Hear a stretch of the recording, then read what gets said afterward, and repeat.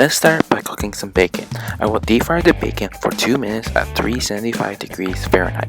I take the bacon and place it on a paper towel to dry off any excess oil. Next, I cook the eggs, but you will need a circular mold. I got this mold from Amazon for $12 for a set of 5. Next, crack the egg in a bowl and place it in the mold in the frying pan. Quickly add some water and cover and cook it for about 5 minutes.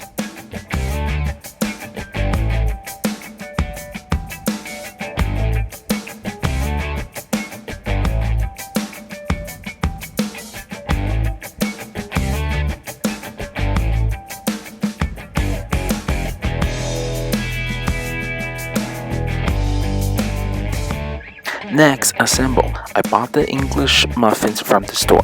I placed a slice of cheese followed by the egg and 2 slices of bacon and microwaved it for 20 seconds.